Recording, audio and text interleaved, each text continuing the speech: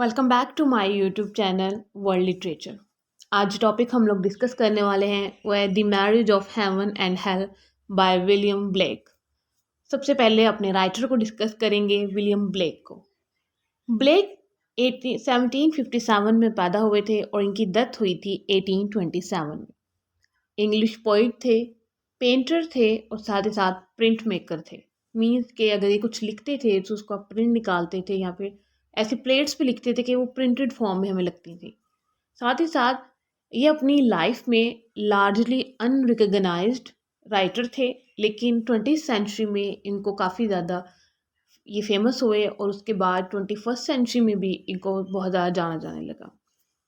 Jonathan Johns कहते हैं इनके बारे में वो क्लेम करते हैं कि ये एक ऐसे राइटर हैं जो कि ब्रिटिश ने प्रोड्यूस किया, कि जो ब्रिटेन है उसने ऐसे बहुत से कम राइटर्स प्रोड्यूस किए हैं, लेकिन एक ग्रेट राइटर जो है वो विलियम ब्लेक को ज़रूर प्रोड्यूस किया है ब्रिटेन ने।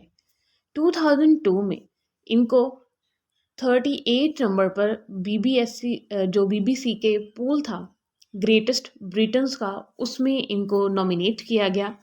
साथ ही साथ विलियम ब्लेक का अगर हम लोग मोस्ट इन्फ्लुएंशियल अर्ली वर्क की बात करें, जो कि आज का हमारा टॉपिक भी है, the marriage of heaven and hello. जिस तरह से इस बुक का जो टाइटल है वो बहुत इंटरेस्टिंग है, इसी तरह से इनके जो आइडियाज़ हैं विलियम ब्लेक के इस बुक में वो भी बहुत ज़्यादा इंटरेस्टिंग है।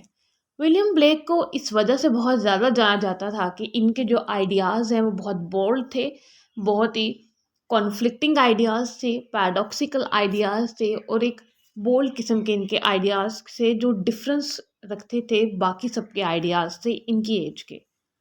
The marriage of heaven and hello 1790 में आया था और इसमें बहुत ज़्यादा जो है वो सबसे ज़्यादा कल्चरल इन्फ्लुएंस हमें नज़र आता है कि इन्होंने अपने टाइम की सोसाइटी को दिखाया है और साथ ही साथ जो सोसाइटल नॉर्म्स होती हैं कुछ उनको भी इन्होंने क्रिटिसाइज़ किया है। इन्होंने अपने इस वर्क की वजह से, क्योंकि ये इनका अर्लीस्ट वर्क था सबसे पहले जो आया, इन्होंने ऑल्डस हॉक्सले को इंस्पायर किया, म्यूजिशियंस को, सॉन्ग राइटर्स को भी इन्होंने इंस्पायर किया। उसके बाद इन्होंने कुछ जैसे जिम मॉरिसन है, अमेरिकन रॉक, उन बैंड उनको भी जो है बहुत ज़्यादा इंस्पायर किया अपने इस वर्क के थ्रू। इनकी जो शॉर्ट बुक है इसमें 27 प्लेट्स हैं। प्लेट्स मीन्स कि इन्होंने इसको प्लेट्स के ऊपर लिखा था जो कि कॉपर की बनी हुई होती, जिसके ऊपर इन्होंने लिखा और उसके बाद इन्होंने पेंट अपनी वाइफ कैथरीन के साथ जो मिलकर उसको किया था उन प्लेट्स को। इन्होंने इसको अपने एक इनोवेटिव स्टाइल में लिखने से पहले इन प्लेट्स पे इसको कॉपर में उसको पूरा बनाया उन प्लेट्स को, और उसके ऊपर इन्होंने 27 प्लेट्स पे ये इनका बेस करती है, ये इनकी पूरी बुक जिस पे इन्होंने ये लिखा है जो भी the marriage of heaven and hello, जिसमें इन्होंने अपना एक इनोवेटिव स्टाइल बताया है। साथ ही साथ इन्होंने अपनी जो थॉट्स दी हैं आइकोनोक्लास्टिक किस्म के इन्होंने थॉट्स शेयर किए हैं। इन्होंने इसमें प्रोज का यूज़ किया है, फ्री वर्स का यूज़ किया है, पोइट्री का भी यूज़ किया है, प्रोवर्स का यूज़ किया है, साथ ही साथ इलस्ट्रेशंस का यूज़ किया है और इन्होंने सटायर किया है 18th सेंचुरी की फ़िलोसफिकल और रिलीजियस बिलीव्स को। और इन्होंने साथ ही साथ अपने यूनिक स्टाइल को प्रेजेंट किया है, अपनी यूनिक मॉरल वैल्यूज़ को इन्होंने प्रेजेंट किया है इस वर्क में, और साथ ही साथ इनकी जो स्पिरिचुअल विजन थी ब्लेक की उसको भी इन्होंने प्रेजेंट किया है अपने इस वर्क में the marriage of heaven and hello. साथ ही साथ इन्होंने एक रिलेशनशिप को भी एक्सप्लोर किया है, गॉड और इवल के दरमियान जो एक रिलेशनशिप है उसको। ब्लेक कहते हैं कि जब गुड एक अच्छी चीज़ है तो उसके ऑपोजिट जो चीज़ होती है, जैसे गुड और इवल है, इन दोनों का एक सोसाइटी में होना बहुत ज़्यादा ज़रूरी है। इनकी एग्जिस्टेंस जो है वो एक दूसरे के लिए बहुत ज़रूरी है कि गुड और इवल दोनों जैसे कॉन्फ्लिक्टिंग आइडियाज़ हैं, कॉन्फ्लिक्टिंग थिंग्स हैं सोसाइटी में, इसी तरह इन दोनों चीज़ों का आपस में एग्जिस्ट करना भी बहुत ज़्यादा ज़रूरी है। अगर गुड है तो इवल का होना बहुत ज़रूरी है, अगर इवल है तो गुड का होना बहुत ज़रूरी है एक दूसरे की एग्जिस्टेंस के लिए। उसके बाद ब्लेक ने चैलेंज किया है ट्रेडिशनल आइडियाज़ को, मोरालिटी को और रिलीजन को, और इन्होंने अपना एक विजन प्रेजेंट किया है वर्ल्ड के सामने, जहाँ पे ह्यूमन जो है वो एक आज़ाद है, एक आज़ाद क्रिएचर है। साथ ही साथ कि इनके अगर जैसे सोसाइटी की कुछ नॉर्म्स हैं, जैसे फीमेल्स को कुछ सोसाइटल नॉर्म्स को फॉलो करना पड़ता है कि सोसाइटी क्या कहेगी। हम बहुत सारे as a human being rather than gender, as a human being भी हम पर बहुत ज़्यादा सोसाइटल नॉर्म्स जो हैं वो लगाई जाती हैं कि ये करना चाहिए, वो करना चाहिए। कुछ सोसाइटी हमें इनके सोसाइटी हमें एक हमें लिमिटेड कर देती है कुछ चीज़ों में। इसी तरह इन्होंने कहा है कि ह्यूमन बीइंग जो है वो एक फ्री क्रिएचर है, इंडिपेंडेंट है, उसके पास उसके खुद की आइडियाज़ हैं, उसकी खुद की थॉट्स हैं और वो अपनी लाइफ अपनी मर्ज़ी से गुजार सकता है। और उन्होंने एक न्यू आइडियोलॉजी है ब्लेक ने इसमें। साथ ही साथ इन्होंने इसमें प्रोवर्ब्स का यूज़ किया, एफोरिज्म का यूज़ किया और पैराडॉक्सिकल स्टेटमेंट्स का भी इन्होंने यूज़ किया इसमें। और आर्ग्यू किया है कि जो मैरिज होती है, जैसे कि हमारी बुक का टाइटल भी है the marriage of heaven and hello.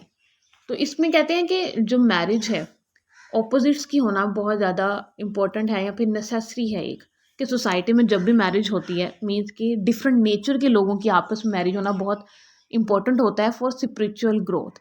कि हम जब एक दूसरे को टॉलरेंट करते हैं, हमारे अंदर पेशेंस आता है, हम बहुत सारी चीज़ों को एक दूसरे से लर्न करते हैं।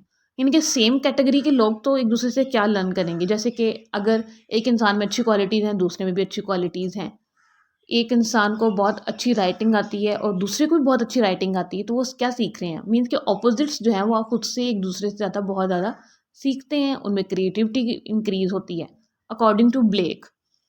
साथ ही साथ इन्होंने अपने इस वर्क को डिफरेंट सेक्शंस में डिवाइड किया।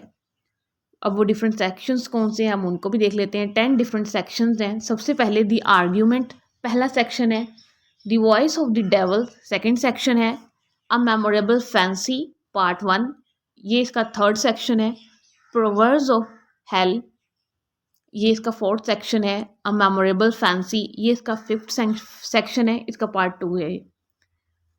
सिक्स सेक्शन अ मेमोरेबल फैंसी आगे इसके आगे मैंने 3 पॉइंट आउट किया है, इनके थर्ड है वो एक ही नहीं, हमने इसको समझना डिफरेंट डिफरेंट ये पार्ट्स हैं।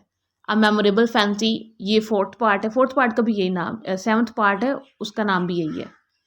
अ मेमोरेबल फैंसी अगेन है वो एट्थ पार्ट है। अ सॉन्ग ऑफ लिबर्टी ये नाइन्थ है और कोरस जो है वो इसका 10th सेक्शन है। ये इसके डिफरेंट सेक्शन है जिसको हम लोग अब डिटेल में अपने नेक्स्ट लेक्चर्स में डिस्कस करने वाले हैं। इसका डिटेल से एनालिसिस करेंगे और इस टाइटल को भी डिफाइन करेंगे किस तरह से ब्लेक ने इस टाइटल को यूज़ किया है। इसका टाइटल बहुत इंटरेस्टिंग है, the marriage of heaven and hello. इस टाइटल को पढ़ के हमारे माइंड में शायद बहुत सारी और डिफरेंट चीज़ें आती हैं, मगर इस टाइटल को पढ़ के इसकी स्टोरी में जो क्यूरियोसिटी है वो भी इंक्रीज़ होती है। हम यहाँ तक था आज का हमारा लेक्चर। वीडियो को लाइक और शेयर और चैनल को सब्सक्राइब कर दीजिएगा। Thanks for watching my channel.